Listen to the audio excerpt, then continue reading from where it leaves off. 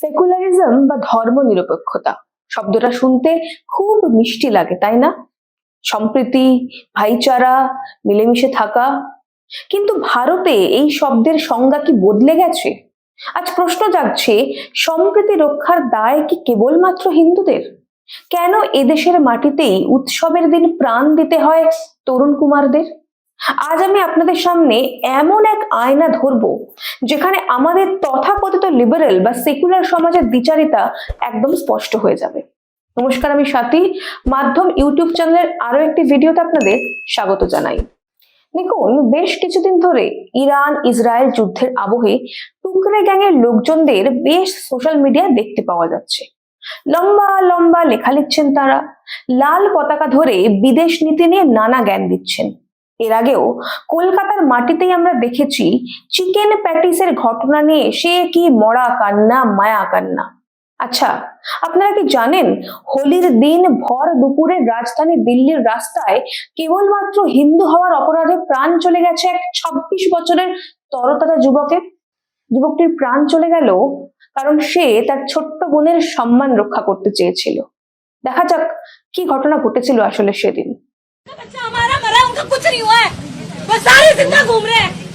किसने पकड़ा? आप बोल रहे हैं रात से थाने बैठे, रात से थाने मेरे पापा बैठे, जिनका बेटा खत्म हुआ वो लोग बैठे हुए, बैठे कौन है वहाँ पे? হোলির দিন দিল্লির উত্তম নগরের বাসিন্দা 11 বছর বয়সী একটি ছোট্ট মেয়ে বাড়ির ছাদ থেকে জল বেলুন ছুটছিল তার পরিবারের লোকেদের গায়ে। বাবাকে জল বেলুন ছুঁড়ে মারতে গিয়ে সেটি ভুলবশত একজন বোরখা পরিহিত মুসলিম মহিলার গায়ে পড়ে যায়। তারপর মেয়েটির বাড়ির লোক গিয়ে ক্ষমা চান সেই বোরখা পরিহিত মহিলার কাছে, এমনকি ছোট মেয়েটিকে দিয়েও ক্ষমা চাওয়ানো হয়। বিষয়টা এখানেই মিটে যেতে পারত, কিন্তু না, বিষয়টা এখানেই মিটে যায় না। ওই মহিলা ফোন করে তার আত্মীয়দের ডেকে পাঠান। প্রথমে বচসা, তারপর হাতাহাতি। এক পর্যায়ে ওই মেয়েটির দাদা তরুণ কুমারকে 8 জন মিলে এলো পাথারি মারতে থাকে। কিল, চড়, ঘুষি, লাঠি, ব্যাট দিয়ে মারা হয়। মারতে মারতে যখন তরুণ কুমার মাটিতে পড়ে যান তখন তার বুকে ভারী পাথর দিয়ে থেতলে দেওয়া হয়। টানতে টানতে নিয়ে যাওয়া হয় রাস্তার উপর দিয়ে। দৃশ্যটা একবার চোখ বুজে কল্পনা করুন, শিউরে ওঠার মতো। बच्चा हमारा मरा, उनका कुछ नहीं हुआ है, वो सारे जिंदा घूम रहे हैं। किसने पकड़ा? आप बोल रहे हैं रात से थाने बैठे, रात से थाने मेरे पापा बैठे, जिनका बेटा खत्म हुआ वो लोग बैठे हुए, बैठे कौन है वहाँ पे? सर ये 4 तारीख का दिन था, होली वाले दिन, और 11 बजे के आसपास का टाइम था और रात का, और हम लोग सोने की तैयारी कर रहे थे। एक छोटी सी बच्ची थी 6-7 साल की, तो उसके हाथ से गुब्बारा नीचे गिर गया। तो एक मुसलमान लेडीज नीचे से गली में जा रही थी, तो उस औरत ने ऐसा विवाद इकट्ठा कर दिया। हमने उससे माफ़ी भी मांगी, लेकिन वो चुप नहीं रही। वो जोर जोर से बोल बोल के ना उसके परिवार के लोगों को इकट्ठा कर लिया। अपने परिवार को, भाई भतीजे उसके यहीं रहते हैं सब, उसके माँ बाप और भी उसके काफ़ी रिश्तेदार यहीं रहते हैं, बहुत बड़ी तादाद में वो लोग। और वो लोग आए काफ़ी सारे लाठी डंडे लेके, और हम लोगों को मारना स्टार्ट कर दिया सर उन लोगों ने। तो हम पे फिर हमें मारा पीटा, तो हम घर के अंदर घुस गए, तो उन लोगों ने हमारे कुंडी लगा दी बाहर से। आपकी फैमिली में कितने लोग हैं? हमारी फैमिली में हम 10-12 लोग थे। 3 हम भाई हैं और हमारे बच्चे थे जी। तो हम भाई को भी मेरे चोट आई है, उसका हाथ तोड़ दिया, उसके सर में 8 टाँके आए हैं, उसका सर फोड़ दिया है, और मेरी भी आँख में मारा सर, और मेरी वाइफ को भी मारा है। मेरा बेटा बाहर गया हुआ था, जो यार दोस्तों के साथ होली खेल रहा था, तो उसको तो ये भी नहीं पता था कि घर में झगड़ा हो चुका हमारे। और मेरे पापा, हम अंदर थे और बच्चा आया जैसे ही, ये 15-20 लोग थे सर बाहर, उसका पता नहीं, हमें इंतजार कर रहे थे या क्या था। हम अंदर चले गए और हमें ये भी नहीं पता था कि मेरा बच्चा कहाँ पे, बच्चा कितनी देर में आएगा मेरे ये भी। और उन लोगों ने जैसे ही मेरा बेटा घर पे आया, उसके पर लोहे के डंडे थे, उनके पाइप थे, और लकड़ियाँ थी जी उनके पास, लकड़ी के डंडे। तो उन लोगों ने मार के 15-20 लोगों ने सर पे मारा और उसकी हत्या कर दी। और छाती के ऊपर एक एक सिल्ली फेंकी उन्होंने, तो उसकी हत्या हो चुकी है। मैडम कितनी उम्र थी आपके बेटे की? मेरे बेटे की 26 साल की उम्र थी और 6 फुट उसकी हाइट थी। नौजवान बच्चा था, वही हमारा सहारा था बच्चा। वो डिजिटल मार्केट का कोर्स कर रहा था। वो कहता था पापा मैं तेरा बड़ा होके सहारा बनूंगा, और हम गरीब आदमी हैं। कोई नहीं, इस टाइम देश आपके साथ है। आप अपना थोड़ा हौसला सरकार की तरफ से भी कोई क्या कार्रवाई की गई जिससे आप संतुष्ट हो या ना हो? हमारे साथ कोई कार्रवाई नहीं हुई है। वो लोग हमारे घर पे कोई इंक्वायरी भी नहीं करने आए, क्या हुआ क्या नहीं। उन लोगों पे हमें विश्वास नहीं है। हमें कहते हैं कि 5-6 लोगों को गिरफ्तार किया है, लेकिन सर ऐसा कुछ नहीं है। उन्होंने हमने ऐसे बोला कि हमें दिखाओ तो सही उन लोगों को गिरफ्तार किया है, लेकिन उन लोगों ने हमें नहीं दिखाया, पुलिस वालों ने। और कल हम गए भी थे थाने में, लेकिन उन्होंने गेट बंद कर लिया था, और वो हम फिर सड़क के ऊपर गए तो वो लाठी चार्ज की हमारे ऊपर। लगभग कितने ऐसे लोगों को जिनको आप जानते हैं उन्होंने हमला किया? वो सर 15-20 लोग तो थे। हमने अभी तक 6 लोग या 7 लोग रहते हैं। वो 15-20 लोग तो थे जो मैं उनको जानता हूँ, बाकी लोगों को जानता नहीं हूँ सर। क्या काम करते हैं? वो सर केमिकल से कपड़े रंगती है यहाँ पे, हमारे यहाँ पे, तो उनकी 2 नंबर का काम है सर वो। और वो जो काम करते हैं उससे पानी भी हमारा खराब हो चुका है, यहाँ का केमिकल का काम है, और उनके पास पैसा बतेरा है। हम गरीब आदमी हैं, तो वो कहते हैं कि ऐसे तुम्हें ऐसे ही मारेंगे और एक आधा प्लॉट हम बेच देंगे। उन लोगों के पास प्लॉट भी काफी सारे हैं, तो वो सोचते हैं कि हम प्लॉट एक बेच देंगे और केस में ऐसा पैसा लगा देंगे और तुम्हें ऐसे ही मारते रहेंगे। तुम दिल्ली में क्या उसकी तादाद ज्यादा है कुछ? उनके पास उनकी तादाद काफी है, वैसे तो काफी लोग हैं, वो घर परिवार के ही हैं सारे लोग। अब आपका तो बेटा चला गया, समझ लो आपका पूरा बंदा ही गया, जीवन उसका खत्म कर दिया हम लोगों ने।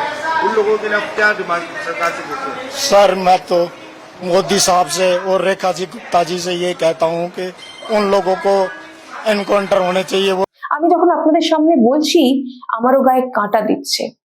আর সব থেকে দুঃখের বিষয়, যখন এই ঘটনা ঘটেছিল তখন তরুণ কুমার সেখানে উপস্থিত ছিলই না।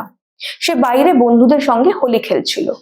হোলি খেলে বাইক নিয়ে যখন সে বাড়ি ফেরে, তখন সে দেখে বাড়ির সামনে একটা জটলা, একটা ঝামেলা হচ্ছে। তখন সে এগিয়ে যায়, আর তারপরেই তাকে এইভাবে পিটিয়ে হত্যা করে ধর্মান্ধ কিছু মৌলবাদী ব্যক্তি। बच्चा हमारा मरा, उनका कुछ नहीं हुआ है, बस सारे जिंदा घूम रहे हैं। किसने पकड़ा? आप बोल रहे हैं रात से थाने बैठे, रात से थाने मेरे पापा बैठे, जिनका बेटा खत्म हुआ वो लोग बैठे हुए, बैठे कौन है वहाँ पे? दिल्ली में भी रहना चाहिए, सारे पाकिस्तान जाए और जो मेरे बच्चे पे हैवी हुए ना उनको मार दिया जाए। खून के बदले खून चाहिए। मेरा कलेजा निकला है, मेरा कलेजा से बढ़कर भी था मेरा राजबाब। वो महिला पे जानबूझ के पानी पड़ा? नहीं, वो महिला तो निकल के जा रही है, छोटे से बच्चे से छूट गया पानी हाथ से, गुब्बारे से उसने अटैक करवा, कहाँ से बुला लिया उसने। वो पता नहीं जरा से रोजे का बहाना ले रही है, रोजा नहीं रखती, सब बोल रहे रोजा नहीं रखती, झूठ बोल रही है। मुल्लों ने टारगेट बनाया, मेरे बच्चे को देख के सड़ते जब ही मारा मेरे। এবার দৃশ্যটা উল্টো করে দিন। তরুণ কুমারের জায়গায় বসান ভিন্ন ধর্মের কোনো ব্যক্তিকে, আর ধরে নিন কোনো হিন্দু তার গায়ে একটা ছোট্ট আঁচড় কেটেছে। এবার ভাবুন কি হতো। এই ঘটনা এক বিশাল অশান্তি সৃষ্টি করতে পারত। তার অব্যবহিত পরেই সেকুলার প্রগতিশীল বুদ্ধিজীবীরা নেমে পড়তো মাঠে। আর রাজ্যটা যদি বিজেপি শাসিত হতো তাহলে তো কথাই নেই, একেবারে সোনায় সোহাগা। দিল্লিতে এই ঘটনার পর কোনো বড় রিপোর্ট কি মিডিয়ায় বেরিয়েছে? না, কারণ এখানে ভিকটিম হিন্দু। অথচ এত বড় ঘটনার পর এখনো পর্যন্ত কোনো সেকুলার, কোনো মাকু বা কোনো প্রগতিশীল বুদ্ধিজীবীকে এই ঘটনা সম্পর্কে আমরা একটিও শব্দ খরচ করতে দেখলাম না। কাউকে শুনলাম না এটা নিয়ে ধিক্কার দিচ্ছে কিংবা মোমবাতি মিছিল বের করছে বা ওই হাতে হাত রেখে মানববন্ধন, সম্প্রীতি বন্ধন ইত্যাদি ইত্যাদি করছে।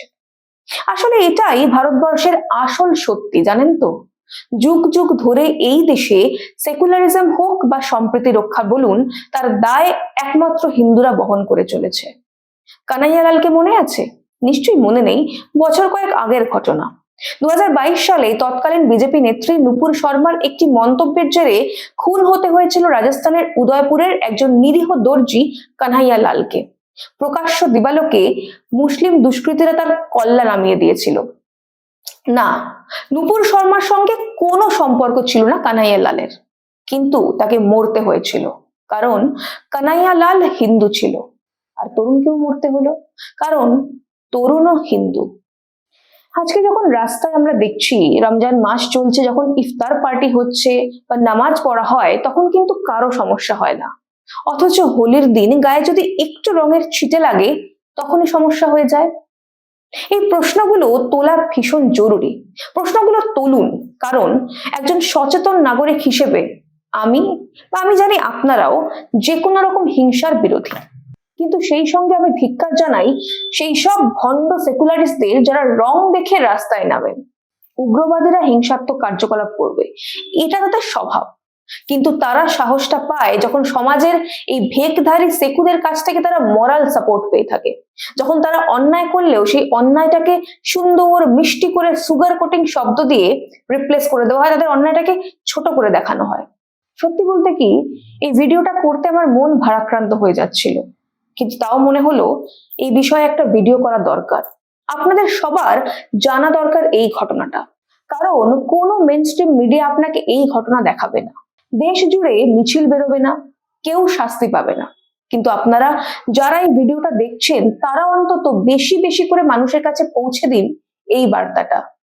দেশ জুড়ে আওয়াজ উঠুক, আর নয়। সম্প্রীতি রক্ষার অর্থ আত্মরক্ষার অধিকার থেকে বঞ্চিত হওয়া নয়। সম্প্রীতি রক্ষার দায়িত্ব কেবলমাত্র হিন্দুদের নয়। অন্যায় করলে তার শাস্তি পেতেই হবে। আইন কানুন আরো শক্ত হতে হবে। মব জাস্টিস চলবে না। আপনাদের কি মনে হয়, কেন বারবার একই রকম ঘটনা ঘটছে? জানান আমাদের কমেন্ট করে। আজ এই পর্যন্তই, দেখা হবে পরের একটি ভিডিওতে। ততক্ষণ পর্যন্ত সঙ্গে থাকুন, দেখতে থাকুন মাধ্যম। जब युवा सशक्त होता है तो राज्य आगे बढ़ता है, और जब राज्य आगे बढ़ता है तो देश का भविष्य उज्जवल होता है। प्रधानमंत्री नरेंद्र मोदी के विकसित भारत के संकल्प को जमीन पर उतारते हुए मध्य प्रदेश के मुख्यमंत्री डॉक्टर मोहन यादव के नेतृत्व में राज्य सरकार युवाओं के सर्वांगीण विकास के लिए एक के बाद एक ऐतिहासिक कदम उठा रही है। युवाओं की शिक्षा, कौशल और आधुनिक तकनीकों में दक्षता के लिए शुरू हुआ है स्वामी विवेकानंद युवा शक्ति मिशन।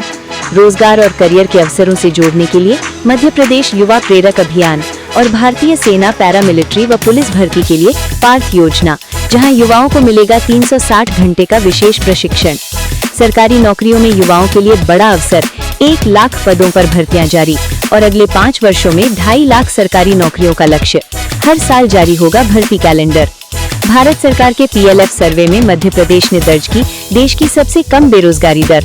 स्वरोजगार को बढ़ावा, डॉक्टर भीमराव अंबेडकर कामधेनु योजना के तहत 25 दुधारू पशुओं की डेयरी के लिए 42 लाख रुपए तक का ऋण। राज्य स्तरीय रोजगार दिवस पर रिकॉर्ड 7 लाख युवाओं को 5,000 करोड़ का स्वरोजगार ऋण।